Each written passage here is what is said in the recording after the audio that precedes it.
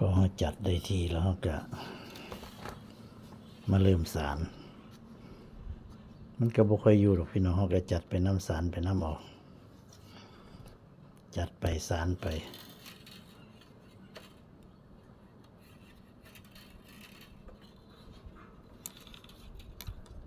ไผ่กาว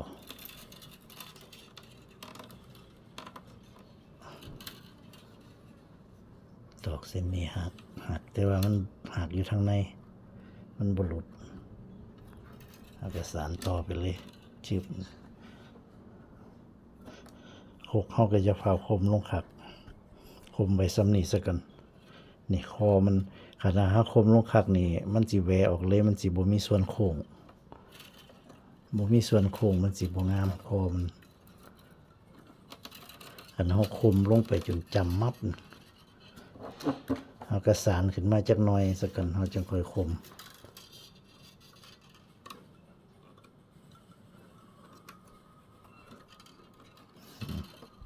ให้มันมีส่วนโค้งจักหน่อยโค้งกันสิแต่ว่าคันเฮาคมลงคุ้งปั๊บนี่มันสิจากที่กลมๆสีโค้งสิมันสิหักปั๊บออกมาบ่งามเทคนิค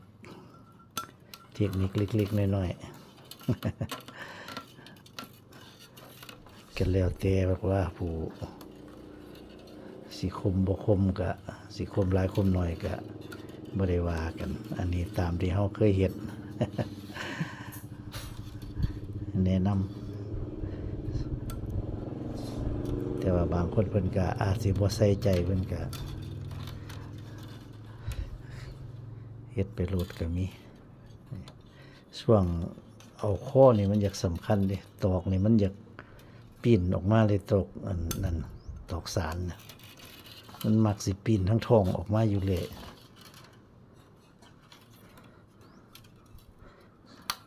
บางทีก็ปีนก็ได้จำย่อมให้มันปีนเด้เพราะว่ามันได้ปีนไปแล้วนะนอกจากว่าเฮาสิหักเสียบไม้เท่านั้นล่ะหักออกแล้วเสียบไม้ตอกเส้นเก่าหั่นล่ะแต่ว่าหักออกซะก่อนเสียบไม้เอาทั้งติวออกจังซี่นะแต่บางคนเพิ่นก็บ่ได้ใส่ใจดอกเพิ่นเอาโลด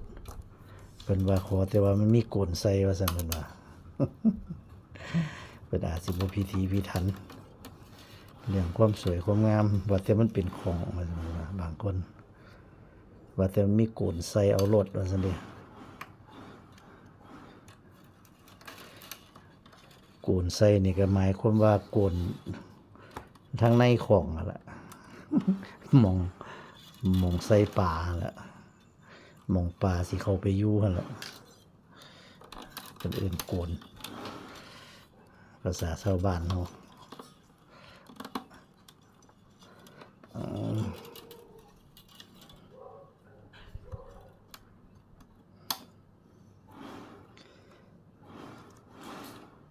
บ่เพิ่นเฮาเอาพกใส่นี่มันก็ง่ายแนวนึงแต่ว่ามันก็ยากแนวนึงนี่แหละมันง่ายก็คือง่ายแบบว่าเฮาบ่ต้องได้เอามือดันหลายดันตลอดนะ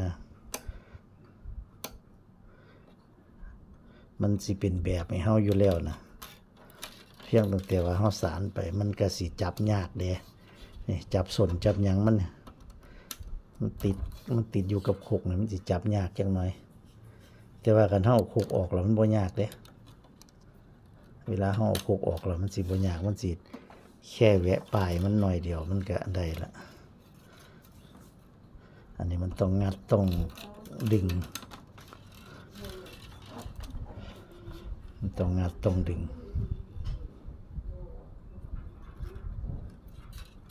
ขาม3 หลอด 3สำหรับไผ่กาวอ้าวโอ้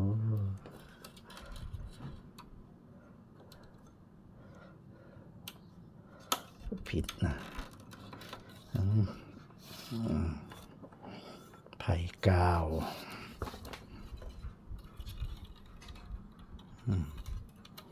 ปีนทองออก ปีทองออกเขาก็จับบิดสารไปก็จับบิดไปน้ำ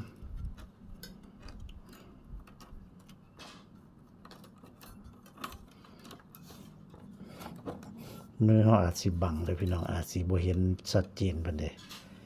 มือมันสิบังแกจักสิเอาไว้จังไดมือนี่ก็ได้ห้างเที่ยก็ได้บังดีคัก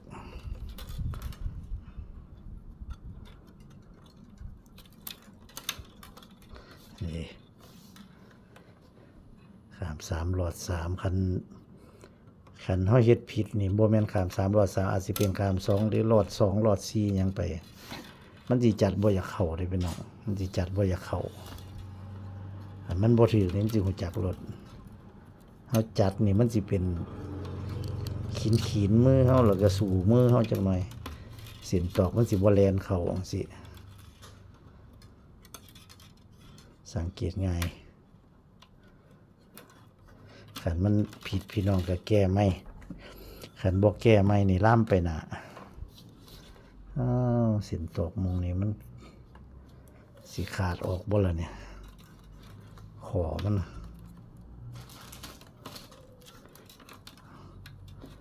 ปกตินี่คันหักนี่ต้อง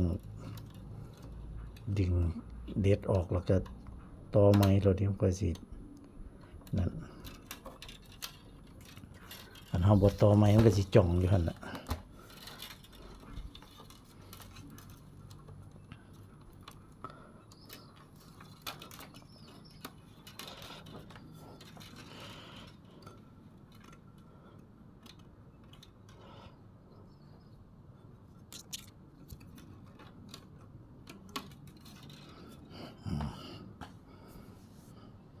ของน้อยนี่สารออกดีขนาด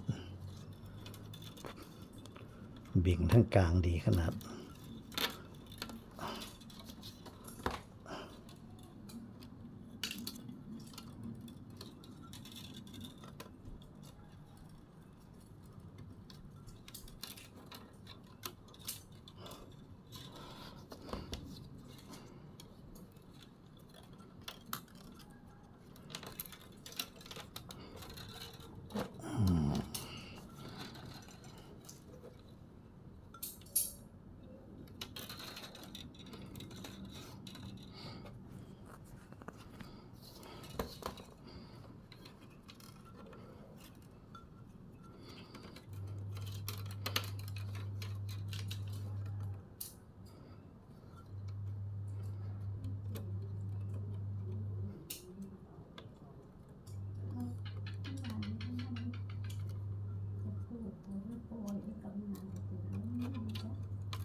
ชิบ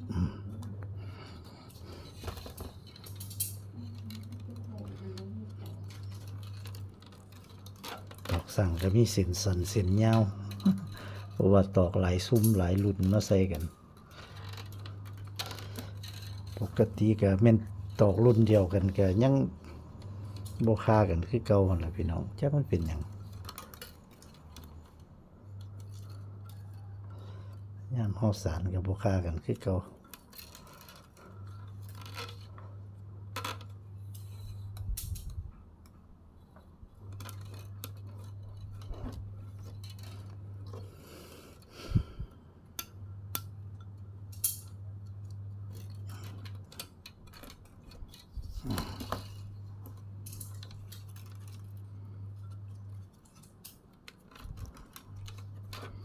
มันเป็นหยังก็เส้นมันบ่ถึงเฮาก็ต่อเอา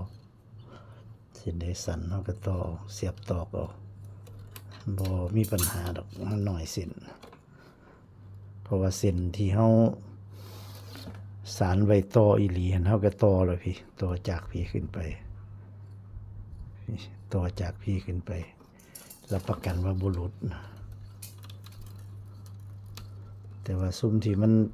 สั่นทั้งปลายมันเล็กๆน้อยๆนี่บ่เป็นหยังเฮาก็เสียบตอกเอาบ่หลายเส้น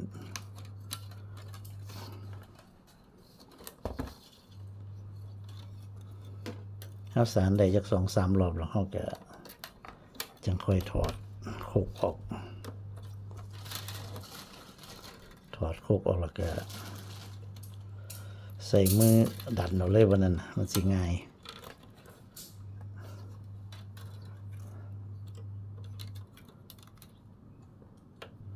สำหรับใส่โคกนี่มันเอาใส่เอาตั้งแต่ตอนแรกๆนี่แหละตอนตอกเฮามันบ่ทันตั้งนี่แหละอันตอกเฮามันตั้งแล้วมันบ่ได้ยาก